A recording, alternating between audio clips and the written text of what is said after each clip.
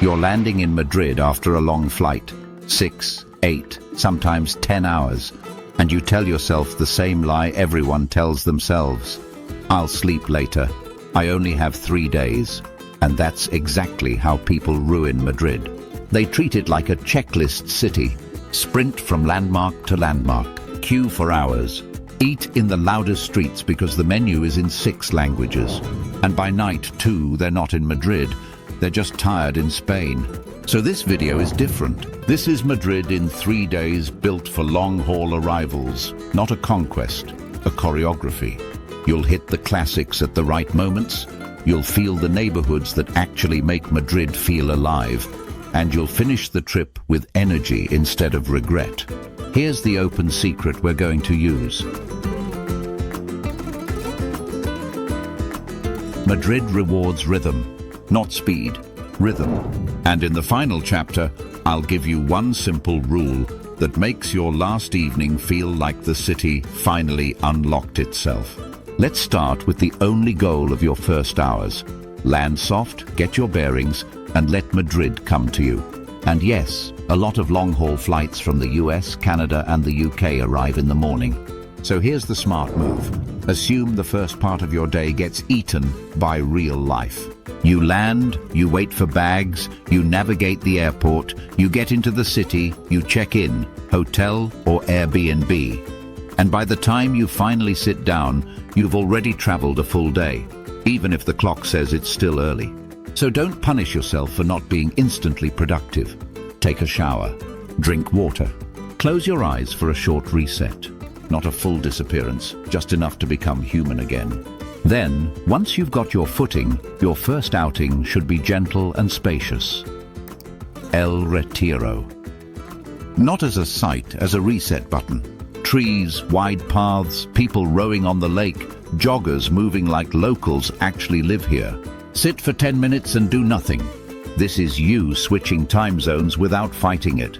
And the best part is, around Retiro, you're surrounded by easy options. Cafes, terraces, casual places where you can eat without turning it into a mission. So if your body asks for food first, do that.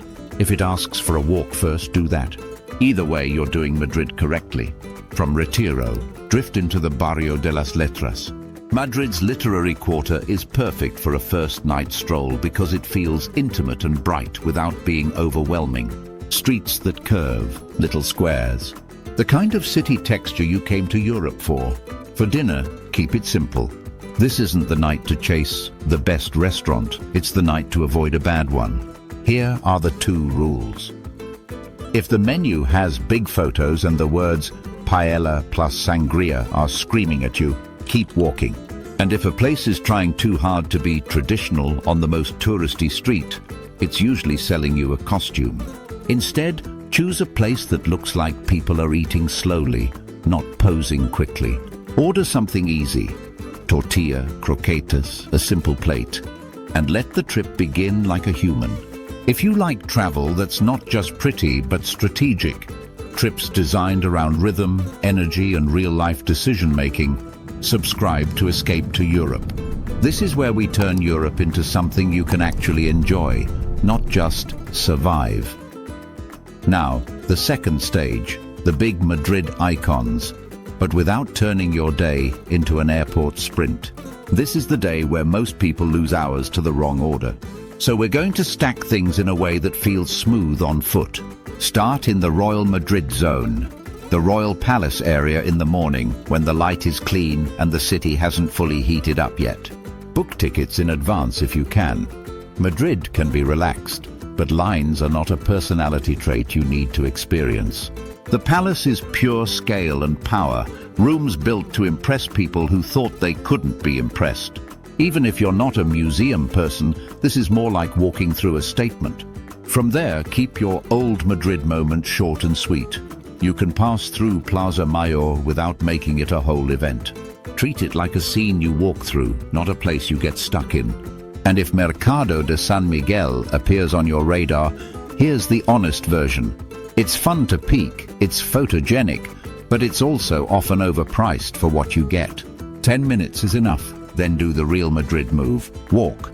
Let streets connect the day. Slide toward Gran Via and the central neighborhoods around it. This is where Madrid feels like a capital. Theaters, wide sidewalks, and that constant movement of people who aren't on vacation. For lunch, look for a simple sign that you're doing it right. Menú del día. A set menu, usually good value, built for locals. No need to memorize restaurant names. Your goal is not a famous lunch.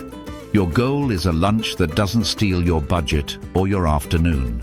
Now pick one great art stop, not 3. Madrid is generous with museums, but your energy is not unlimited. If you want classic Europe masterpiece energy, go Prado. If you want a sharper modern hit that still feels iconic, go Reina Sofia. Choose one and do it properly, not as a box to tick. Then give yourself a reward moment, a viewpoint that feels like a small victory.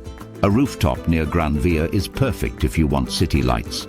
Or go for something calmer, Templo de Debod at sunset. People gather there for a reason. The sky turns into a show, and suddenly Madrid feels soft. Now give your night a shape. From Debod, drift into Malasaña for a slow walk. The kind of streets where the city feels young, a little rebellious, and very alive. Aim for Plaza del 2 de Mayo as your anchor, then keep wandering until you naturally slide into Chueca, which is brighter, cleaner, and packed with terraces. That's your perfect Madrid dinner zone. Malasaña into Chueca. No hunting, no stress. Just walk, pick a place that looks full of locals, order a few plates, and let the night do what Madrid nights do. Quick question. When you travel, are you more neighborhood and walks, or museums and monuments? Drop your style in the comments. It helps me shape future itineraries around the way you actually travel. Now the third stage, the Madrid that makes people come back. Not the postcards, the daily life beauty. The places where the city stops performing and starts breathing. First, an icon you shouldn't skip, even if you don't care about football. Go to the Santiago Bernabéu. You don't need to be a Real Madrid fan to feel the scale of it. The stadium is part of the city's identity, and the energy around it is pure Madrid. Confident, loud, and a little dramatic. Do the tour if you can. And if you can't, here's the move. Go inside and have a drink at the bar Santiago Bernabéu. It's public. You don't need a tour ticket. Just walk in, order a beer or a coffee, and enjoy the feeling of being inside one of the most famous stadiums on the planet, without turning it into a complicated project. From the Bernabéu, reset into Madrid on foot again. And here's where we make neighborhoods feel real, not just names. Start in Malasaña with one anchor, Plaza del 2 de Mayo in daylight. It's the same area you might have touched at night, but by day it's a different city. Quieter, more local, full of small independent shops and corners that never make the big tourist lists. Then drift into Chueca and let it be your clean, bright walking corridor. Stylish streets, small plazas, terraces that make even a basic coffee feel like an event.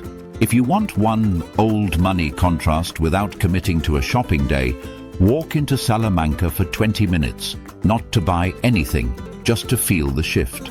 Wider streets, polished storefronts, that calm luxury mood. Madrid showing you one of its other faces. Now a practical point that will save your trip: mobility. Madrid is one of the easiest big cities in Europe to move through. The metro is fast, safe and simple, and it's the best tool for protecting your energy after a long-haul flight. Use walking for neighborhoods, and use the metro to jump between zones. That's how you keep the choreography intact. You don't earn every stop with an exhausting march. Midday, do something most rushed itineraries ignore. Build a slow hour on purpose. Take a long walk through Madrid Rio, where the city opens up into bridges, parks and wide paths. Or head into Casa de Campo if you want nature without leaving the city. This is the kind of space that makes Madrid feel livable, not just visitable. And now, the promised rule, the one that makes your final evening feel like you cracked Madrid's code. In Madrid, you don't force the night. You arrive into it. Plan your late afternoon so you're not exhausted when the city wakes up again. That's the entire trick. Because Madrid's magic isn't at midday when you're dragging your feet through another must-see. Madrid's magic is when the streets fill, terraces come alive, and the city shifts into its real tempo. So, for your final evening, choose one anchor neighborhood and commit to it.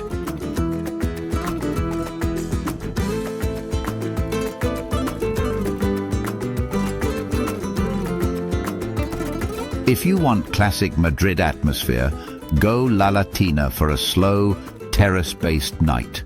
Streets that feel old, crowded in the best way, perfect for wandering. If you want something more artsy and textured, do Lavapiés. Different energy, more edge, more contrast. Or if you want the easiest, this just feels right option, return to Barrio de las Letras, because it was built for a last night stroll. Keep dinner flexible. Sit somewhere that feels comfortable, not famous. And finish with a slow walk under city lights. Gran Via glowing, people everywhere, and you no longer feeling like a visitor racing the clock. One more thing. People always ask, can I do Toledo or Segovia? Honestly, not in a smart 3-day plan after a long-haul flight. Not if you want Madrid to feel good. But if you ever add a 4th day, that's when a short escape makes sense. Madrid first, then the extra. If this kind of itinerary makes travel feel calmer and smarter, subscribe to Escape to Europe. And when you're done here, watch Holiday in Madrid vs. Living in Valencia, The Real Difference. Because the real question after a great trip isn't, what did I see? It's, where would I actually stay?